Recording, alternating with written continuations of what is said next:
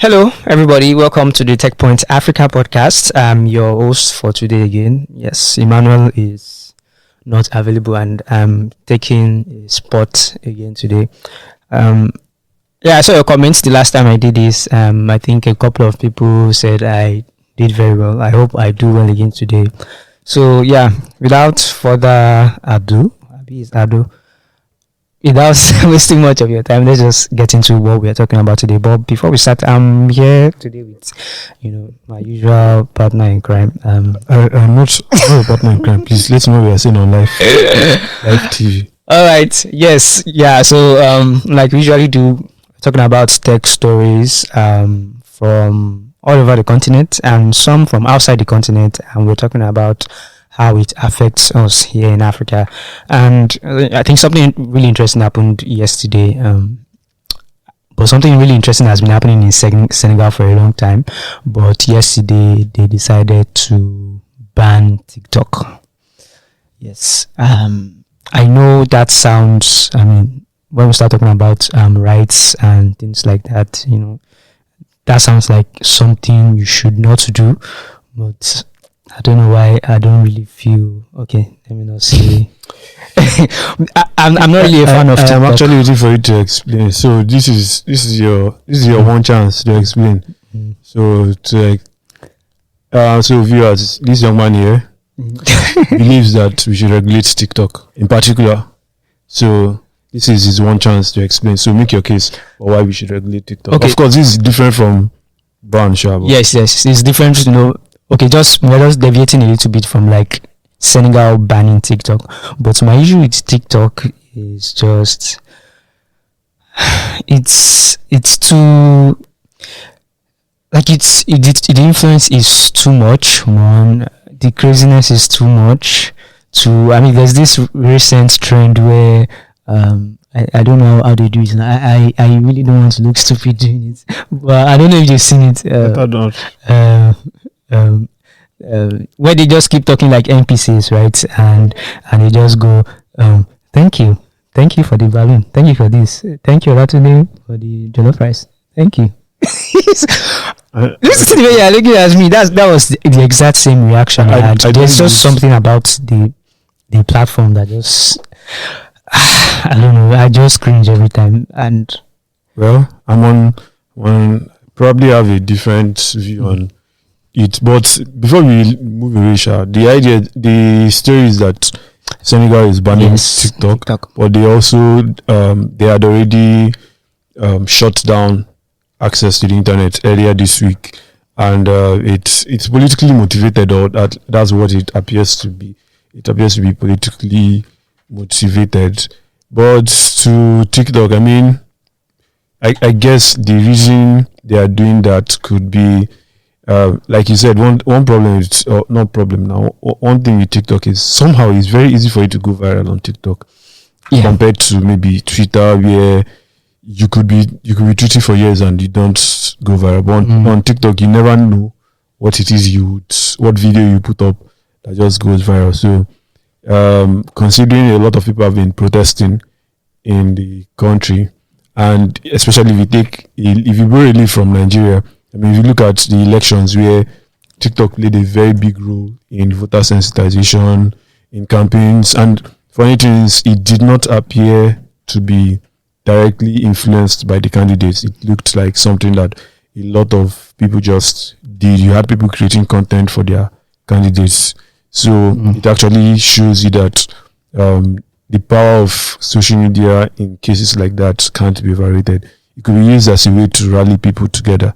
Right, so that could be the thinking behind banning TikTok, because it's So if you're not really if you don't really understand what's going on in Senegal, there has been for some time now, there's been some unrest in the country, and it has led to the country banning the internet, shutting down the internet twice now. I think there was one in June, and then there was another one on Monday, and now on Wednesday there was also a ban on TikTok. So I can't imagine what it must be like for people living there. I read an article where someone who they actually use TikTok to like sell, right? They use TikTok because when you think about social media in general, they've gone beyond just a place for people to band and discuss. I mean, these discussions, social media has now become like that place, like that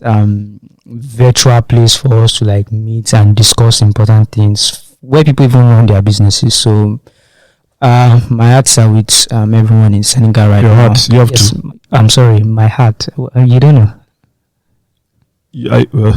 Anyway, so if you're watching from Senegal, by any chance, you could send us a message. Yes, if you can. Let's just send us a message on any of our social media platforms. We would like to hear from you. What's the experience like, and how has it affected you? Yeah. All right. Yeah. So we are now traveling from Senegal to Nigeria. We're still staying in West Africa, but yeah, something interesting happened in Nigeria on Wednesday, and yes, we now have our very own tech bro nominated as a minister in President Tinubu's ministerial cabinet. Bosun Tijani, right? Yeah. Yeah.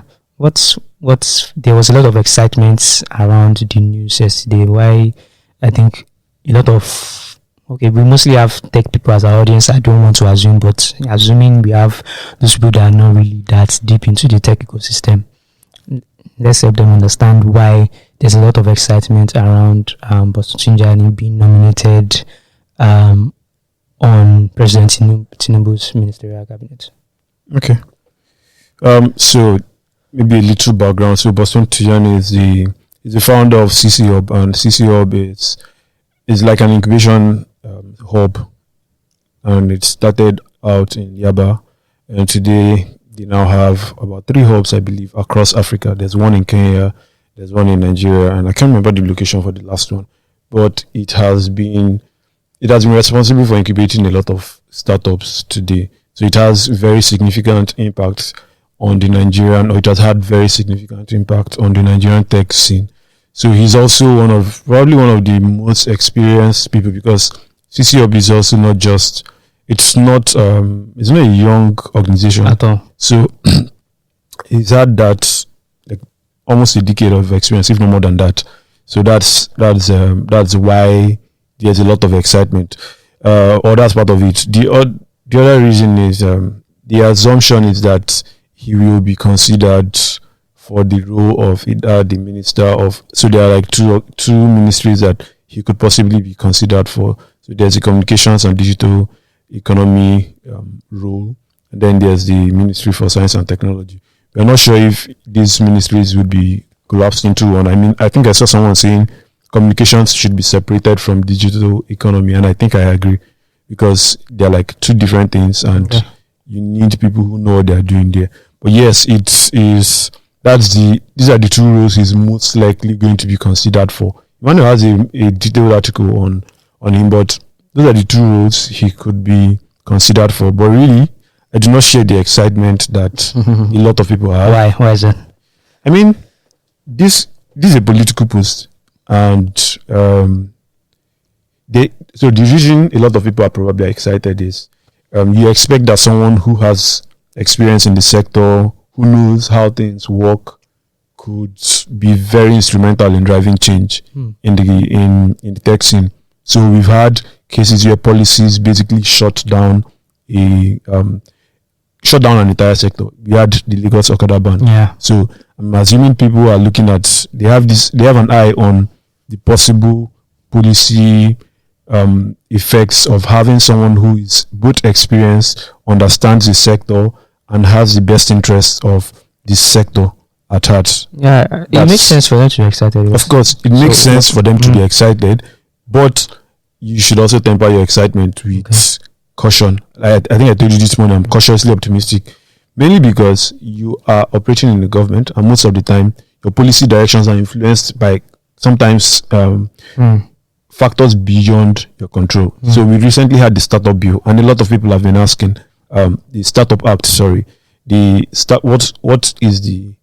what are the visible effects of the startup act 1 year after, right? You expect that the next person who takes up this position is going to drive conversations and drive visible impacts for that. That's and I can't remember. I think Bosun was probably involved in formulating the Startup Act, right? And it's assumed that this person will have a noticeable impact because the Startup Act too was driven by Oswald Gobadia, who has a lot of experience in the tech ecosystem. So you assume that someone like that would be able to move it. So why am I cautiously optimistic? Yeah. Like I said, the policy that you pursue or do not pursue is influenced by your guy or your boss, who is the president.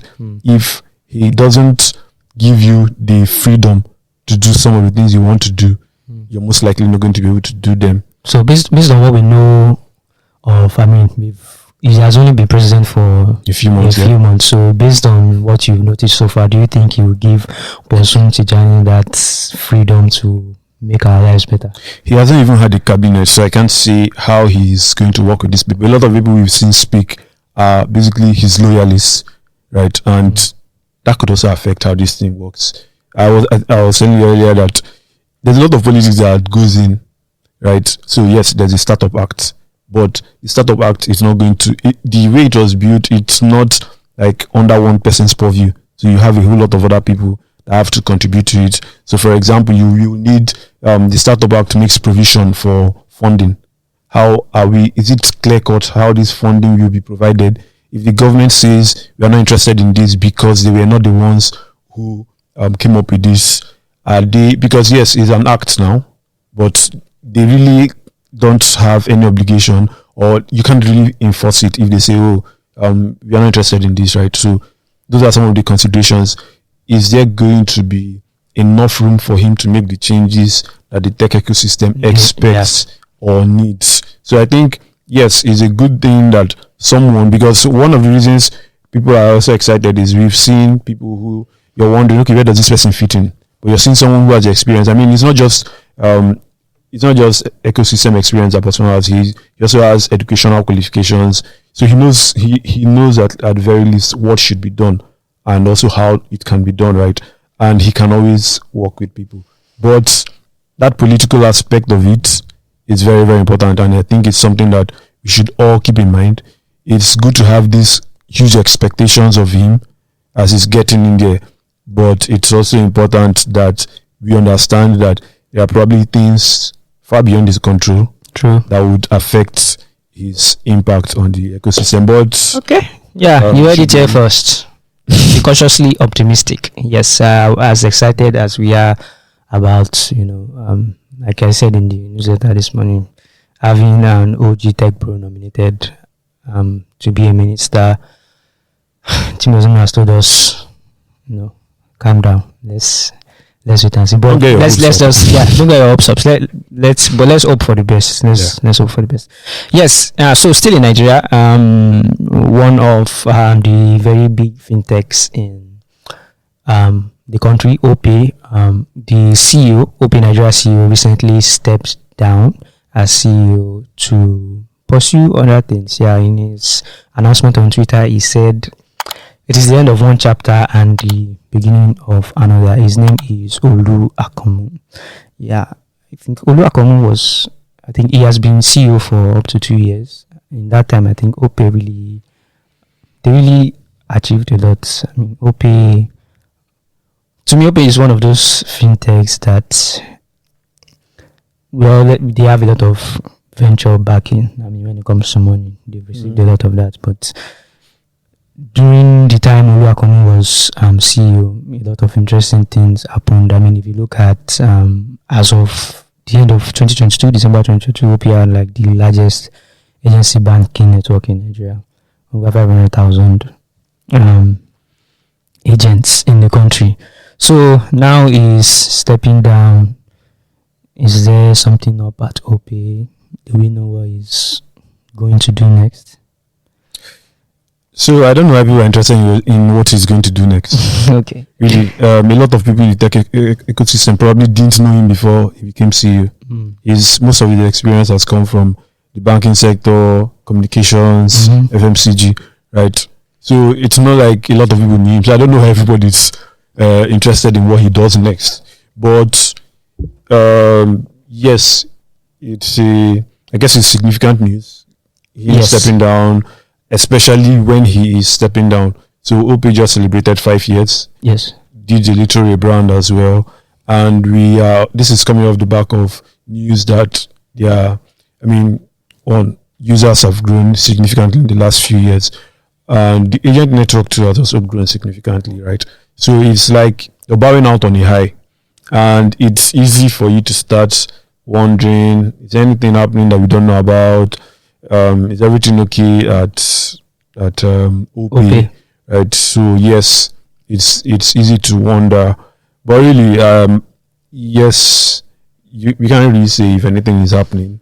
But one thing we can say is that he has had a huge impact on Opay's success to date.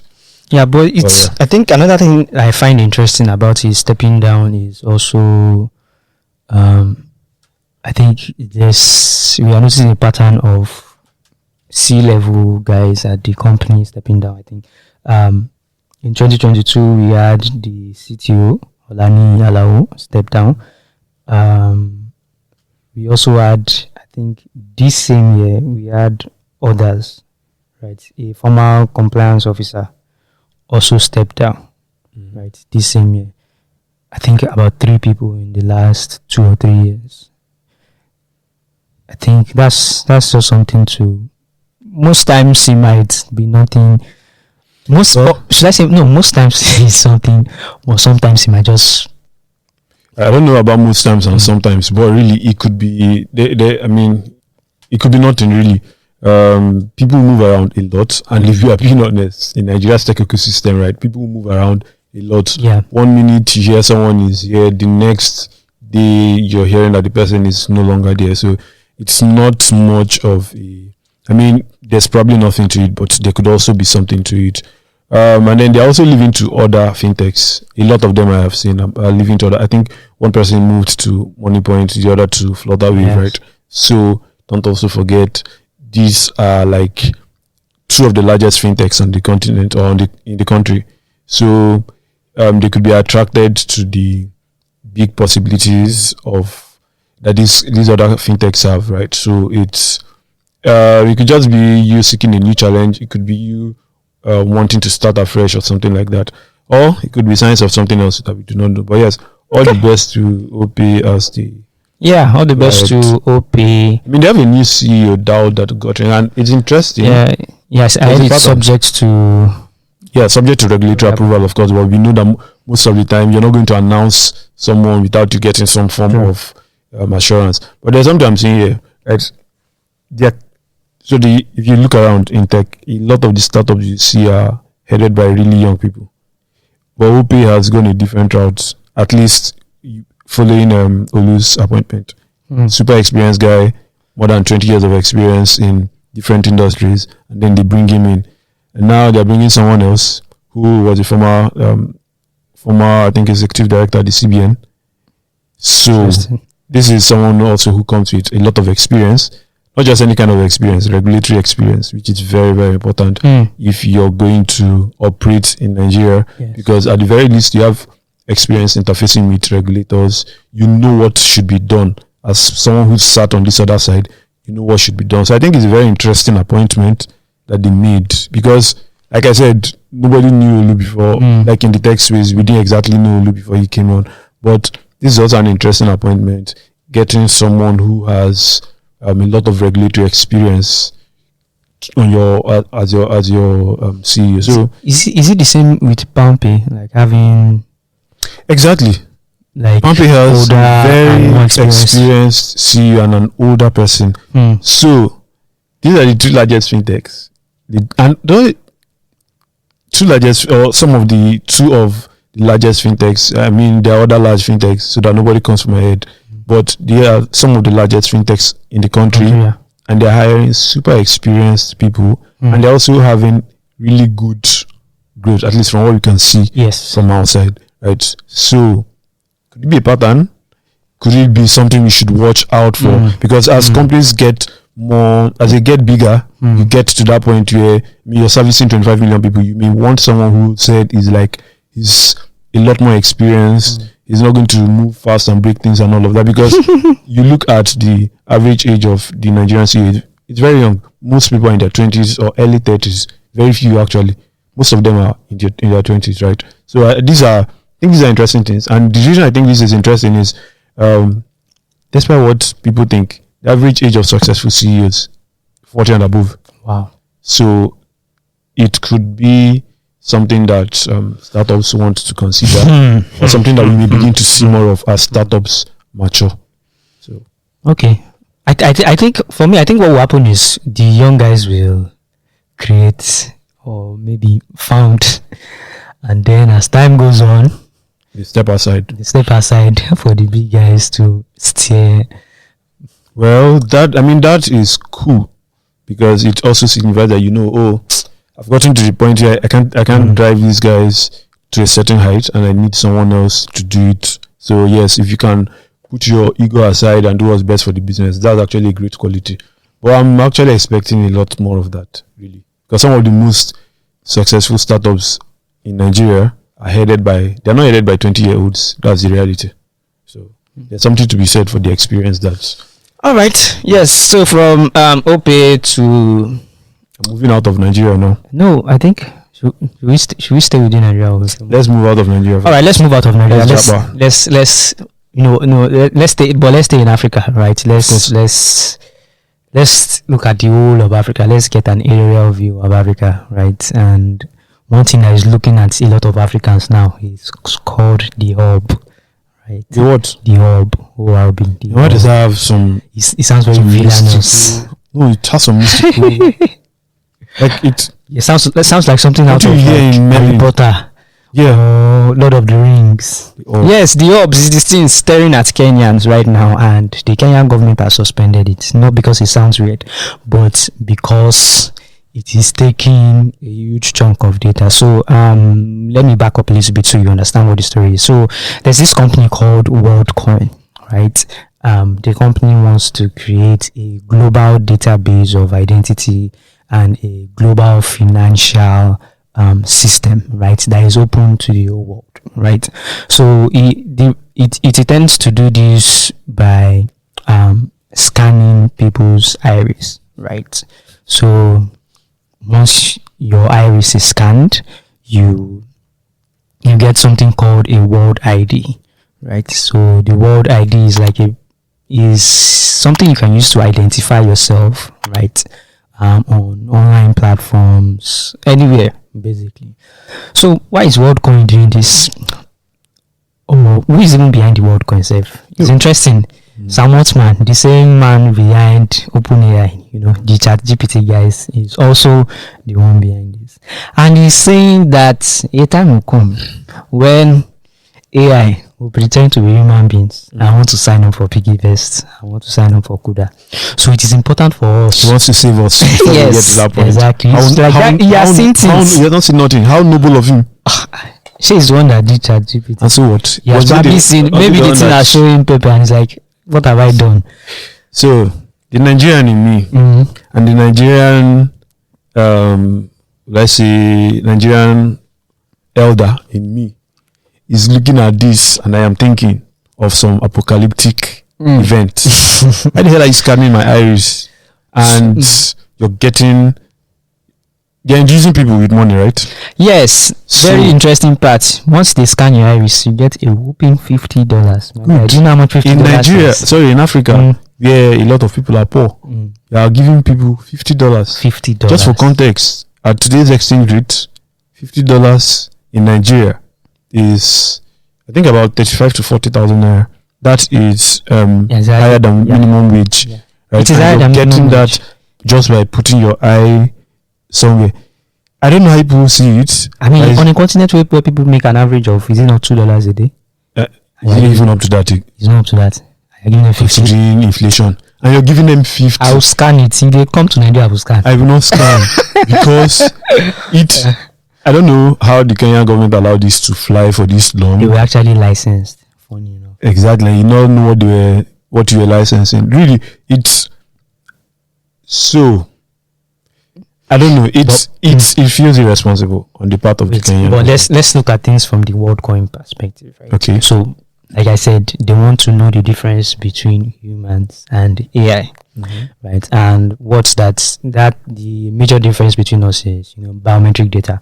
AI does not have fingerprints, does not have iris, so they're able to yet. Because if people are trying to prepare us for something, maybe you are working on it. Exactly. So the thing is, they want to, they call it to identifying your uniqueness, right? You want to using like one motivation. So basically, a way for you to say, "Oh, I'm human. I'm a Olu. particular unique human," right? But the funny thing is that World ID does not want to know your name. They don't want to know personal data. They just want you to be able to say, "I'm a unique human being." So the way normal, say for example, your BVN now, your BVN has your fingerprint, it has everything. It has your name and everything. World ID just wants to know that. So they could have used fingerprints, but fingerprint is already associated with your personal data. They don't want your personal data, right? So that's why they are now going into your eye and they're scanning with the hub. I like saying that, the hub. I don't know why this gives me all the wrong vibes. I've not been following the story so closely, but it gives me a lot of creepy vibes. First, I know it's actually been very controversial. The name itself, I do not trust human beings enough to allow such sensitive data to be in the hands of an entity that isn't affiliated with the government. Good. I should also mention that they are affiliated with Sam Bankman-Fried. He's currently on fraud charges. Popular fraudster. Yes, the popular crypto billionaire. Don't call him. Sorry, it's the popular fraudster, man. Let's call it what. But really, the fact that it's not associated with one government is it doesn't sit well with me. Another question for you: has Worldcoin tested its groundbreaking technology in any country in the West? So, very good question. So, the way they are enticing us with $50 here, right, in Africa, especially Kenya. So, I think Kenya is where they are starting out with. They are not really in other African countries for now. But the way they are enticing us with $50 here, they are not doing that in the US. Because $50 is not enough. So, what are they enticing them with? Right, they are not doing that in the US. And there has been a lot of controversy around them bringing, like, why are they focusing on Africa? It's also available in other Western countries. So it's in Germany, I think it's in Ireland. You can, while they are not paying you $50 in the US to scan your eyes, you can also do it in the US, right? Okay. But it looks like they have been significantly focused in Africa. Yes. And I'm even starting to think, was that why Sam Altman came to Lagos? Yes. He came to Lagos recently. And maybe they were just saying that. So he's also on tour. He probably came to look at two people. And people are greedy. Maybe if it's $100, he'll give you. Exactly. But guy, if it's $100, I still will not collect. I will scan the 2 eye and collect 200. I will scan my tongue. I will ask them to scan it. $100 that you spend in how many days? Maybe 1 month if you decide to stretch it very well. Funny enough, I converted some of my remaining USDT. Was it 100 or 50? God knows how I spent it. I just can't find it again. Good. So $100 is small. If he wants to do it, let him up his offer to $1,000. I'm telling you. I mean, if you want my how much are they selling kidney on the black market? I'm telling you, this is my eye. Huh? Exactly. But there's something I'm thinking about, and this may not be the best example, but the European Union has been very strict with policy. Entrepreneurs often balk, and they say it kind of stifles innovation. But it also has the added advantage of ensuring that stuff like this doesn't happen frequently. And what are we doing regarding regulation? Right?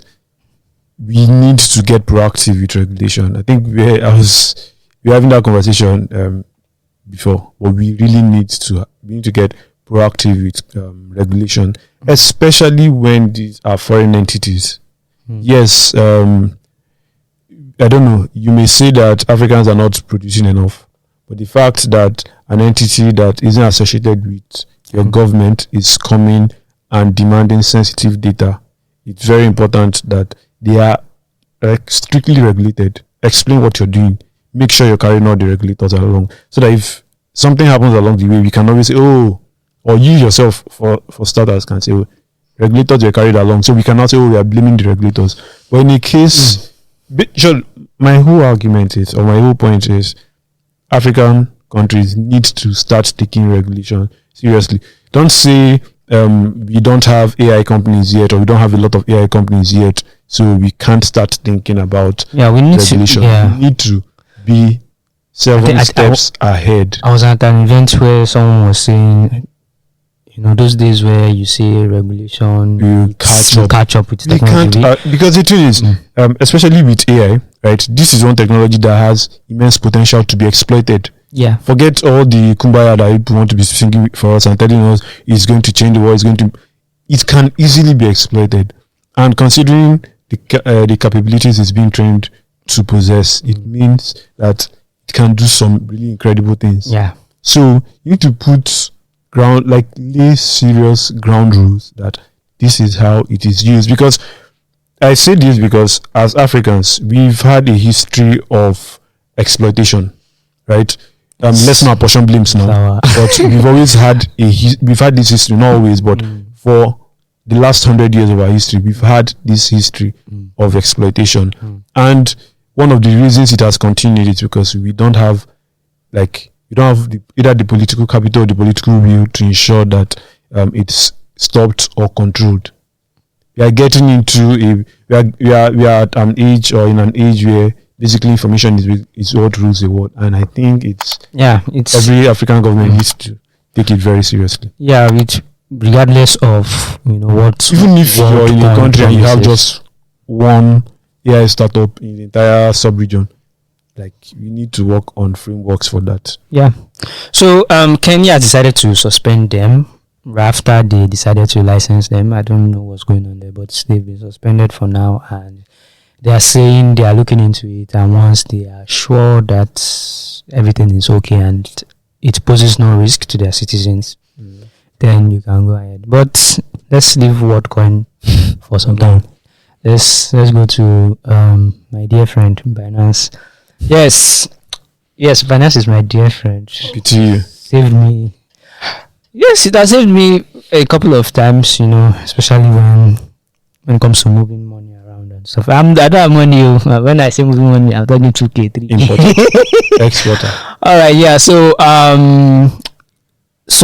a few weeks ago, we're talking about the Nigerian SEC saying the entity called Binance Nigeria Limited is illegal in Nigeria, and then we asked Binance, and they will say, they are saying you guys are illegal in Nigeria. And Binance says, our name is not Binance Nigeria Limited. We are not affiliated with them. The SEC was not talking to us. The SEC said, nice one. So again, pointed down, you are the one. SEC now said, okay. SEC now said, Binance, www.binance.com is illegal in Nigeria.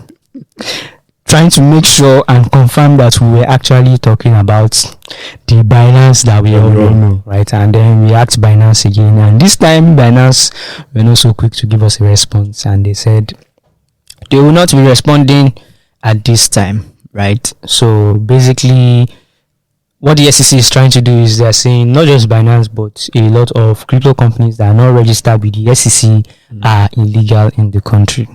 And what my take from this is, it's really not a witch hunt or Nigerian regulators being at it again, or what they're just trying to do is protect people. In the circular they released, they hammered on saying how risky these things are, and where there's no regulation you can easily get hurt and there will be no remedy. But what I think they are trying to do is, because last year SEC released their guidelines, right, for crypto and blockchain companies, and one of those things there was if you're an exchange, you need paid up capital of 500 million naira. Right? You need this, you need that, plenty money like that. So I think what they are trying to do is they are trying to get these exchanges to actually register. I think after they released those guidelines, nobody came and said, "Oh, we've seen it. Oh, we want to register." Right? And funny enough, Binance is actually only registered in the whole of Africa. They're only registered in South Africa. Okay. So SEC does not want to give for them. So I think what's going to happen now is Binance needs to be registered. But now the issue is this is a tough time for crypto companies. Right? Tough. Yes, a very tough time. I can assure you that if you send a company, majorly Africa focused or Nigerian or African, to bring 500 million to you now, they do not have. They most likely they probably do, but it's a really tough time. We've seen layoffs, we've seen shutdowns. Bundle stopped its exchange arm recently. Could that be one of the reasons they decided to stop it? Could that be one of the reasons they decided to shut down because of the regulatory? Yes, the regulatory environment has not been very kind to them. But the main issue is the crypto winter. I mean, regulatory problems have always been existing. There was regulatory problems in 2021. No, I'm saying so now they are required to have this paid up capital, and if they do that, if they continue operating on exchange, maybe the SEC decides to come after them after a while. If you decide that, okay, I don't want this trouble at all, maybe I should just shut this product down. So now you're no longer an exchange, you're doing something entirely different.